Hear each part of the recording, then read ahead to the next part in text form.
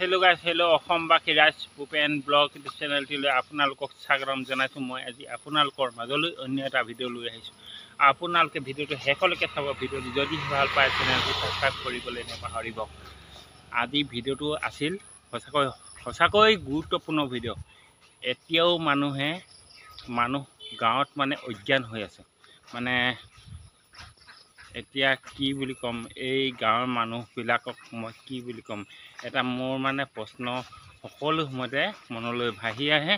আৰু সেই প্ৰশ্নটো হৈছে গাঁৱৰ মানুহবিলাকে এতিয়াও জংঘলৰ কাঠবিলাক খাই বহুত লোক মৃত্যুমুখত পৰি আছে। সেইসকলক মোৰ ভিডিঅ' মাধ্যমেৰে মই ক'ব বিচাৰোঁ যে ভিডিঅ' মাধ্যমেৰে তেখেতসকলক অনুৰোধ কৰিছোঁ যে আপোনালোকে পাৰিলে জংঘলী কাঠফুলাটো অতি সোনকালে খাবলৈ মানে ইচ্ছা নকৰিব। যদি খাবলৈ ইচ্ছা কৰে তেনেহ'লে আপোনালোকে বিভিন্ন ৰোগত আক্ৰান্ত হৈ আজি মৃত্যুমুখত পৰা পৰিলক্ষিত হৈছে। আপোনালোকৰ গাঁৱত প্ৰায় এই কথা শুনিবলৈ পাইছোঁ। এতিয়াও ফালে বাঁহ গছৰ তলত নতুবা যিকোনো মানে কাঠফুলা ওলাইছে, সৰু হওক ডাঙৰ হওক, এনেকুৱা বিভিন্ন ধৰণৰ কাঠফুলা ওলাইছে। সেইবিলাক কাঠফুলা খাই আপোনালোকে বিভিন্ন ৰোগত আক্ৰান্ত হৈ আপোনাৰ ঘৰৰ লগতে আপোনাৰ গাঁৱৰ লগতে বিভিন্ন সমস্যাৰ সন্মুখীন হ'ব পাৰে। সেয়েহে আপোনালোকক ক'ব বিচাৰোঁ যে মোৰ ভিডিঅ' মাধ্যমেৰে আপোনালোকে সেইবিলাক বস্তু খাই আপোনালোকৰ স্বাস্থ্য হানিকাৰক হিচাপে কোৱা হয়। আৰু যিহেতু আপোনালোকে যদি স্বাস্থ্যটো উন্নতি কৰি ৰাখিব বিচাৰে তেনেহ'লে আপোনালোকে উন্নত মানৰ পাচলি বুলি ক'লে পোহনীয়া কাঠফুলা খাব।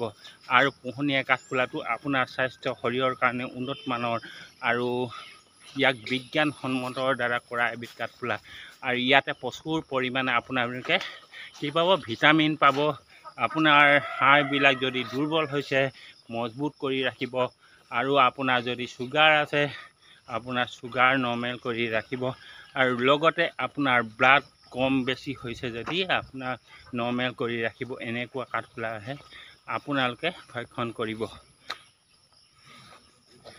আপোনালোকৰ গাঁৱত প্ৰায় এইবিলাক কথা শুনিবলৈ পাওঁ। প্ৰতিটো মুহূৰ্ততে গাঁৱৰ মানুহে সকলো সময়তে সেইবিলাক বস্তু অৰ্থাৎ এইবিলাক অলাগতিয়াল শাক পাচলি খাই বিভিন্ন ৰোগত আক্ৰান্ত হৈ আজিও মৃত্যুমুখত পৰি আছে। গতিকে মই আপোনাৰ লগতে আপোনালোকৰ গাঁওখনৰ লগতে মই নিজেই জীৱন বচোৱাৰ লগতে আপোনালোককো মই জীৱন বচাবলৈ চেষ্টা কৰিছোঁ। আপোনালোকে এই ভিডিঅ' মাধ্যমেৰে আপোনালোকক ক'ব বিচাৰোঁ যে যিহেতু মই এইখিনিতে আহি বহুত ভাগৰ লাগিছে, হ'লেও মানে কথাখিনি সম্পূৰ্ণকৈ ক'ম বুলি ভাবিছোঁ। আপোনালোকে ভিডিঅ'টো শেষলৈকে চাই থাকিব। অলপ আগত যাম, তাতো দুষাৰমান ক'ম। ব্লগ এতিয়া গৈ থাকোঁ, এইখিনি ঠাইত আহিছিলোঁ, আগলৈ গৈ থাকিম, তাত দুষাৰমান ক'ম। এখন মোৰ বাইক, আৰু মই বাইকখন লৈ এতিয়া যাম ফালে। লগাই আহি পালোঁহি।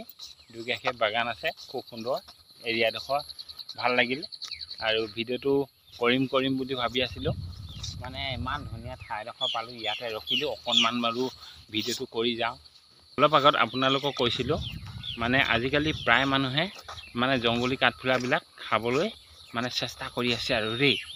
মানে তেখেতসকলক মই কৈছোঁ যিমান পাৰে খাওক, কিন্তু এটা কথা, জংঘলী কাঠফুলাটোত যে কি বিষ সোমাই আছে তাত কোনো ধৰিব পৰা নাই।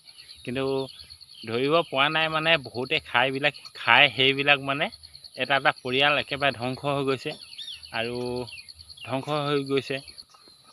কেতিয়াবা বাঁহ গছৰ তলত, কেতিয়াবা সাফলত, উই সাফলো উঠে যে তাত মানে ওলায়, আৰু বহুতে সেইবিলাকে খাই নমোৱাকৈ থাকে।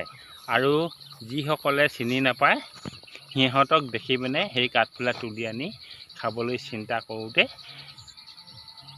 এজনৰ লগতে আনজনো মৃত্যুমুখত পৰিলক্ষিত হৈছে। আৰু বহুত লোকে কয় যে এই কাঠফুলাবিধ আপোনালোকে নাখাব, কিন্তু তাৰ স্বত্বেও যিবিলাকে এতিয়াও খাই আছে বা খাবলৈ চিন্তা কৰিছে বা চেষ্টা কৰিছে, তেনেহ'লে মই ক'ব বিচাৰোঁ যে এই ক্ষেত্ৰত তেখেতসকলৰ মূৰত একো নোসোমালে, গোবৰ সোমালে। আচলতে সেই বস্তুটো নোখোৱা বস্তুটো আপোনালোকে নাখাব, আৰু উন্নত মানৰ পাচলি খাওক, তেতিয়া আপোনাৰ স্বাস্থ্য সুৰক্ষিত হৈ থাকিব। এজনৰ লগতে আনজনো উন্নতি হৈ থাকিব, শৰীৰ সুস্থ হৈ থাকিব। আৰু সেই গতিকে মই ক'ব বিচাৰোঁ আপোনালোকে পৰাপক্ষত পোহনীয়া কাঠফুলাবিধ খাব। আপোনাৰ স্বাস্থ্য সুৰক্ষিত হৈ থাকিব, আপোনাৰ চুগাৰ নৰ্মেল কৰি ৰাখিব, বিভিন্ন ৰোগৰ পৰা আক্ৰান্তৰ পৰা হাত সাৰিব পৰা কাঠফুলা আৰু বিজ্ঞানসন্মতৰ দ্বাৰা কৰা এবিধ কাঠফুলা। এইবিধ কাঠফুলা আপোনালোকে খাব আৰু স্বাস্থ্য সদায় সুৰক্ষিত হৈ থাকিব পৰাপক্ষত। এতিয়া অসমত প্ৰায় মানুহে জংঘলৰ কাঠফুলা খাই আছে আৰু তেখেতসকলে আজিকালি মেডিকেলত যাব, মেডিকেলতো অহৰহ কাঠফুলা খাই মৃত্যুমুখত পোৱা শুনিছোঁ। আৰু মই ক'ব বিচাৰোঁ যে আপোনালোকে এইবিলাক কাঠফুলা নাখাব আৰু পাৰিলে আপোনালোকে পোহনীয়া কাঠফুলা খাব। বন্ধুসকল, আপোনালোকক লগ পাই সঁচাকৈ বহুত ভাল লাগিল। কালিলৈ পুনৰ আপোনালোকক আজিলৈ বাই বাই, জয় আই অসম।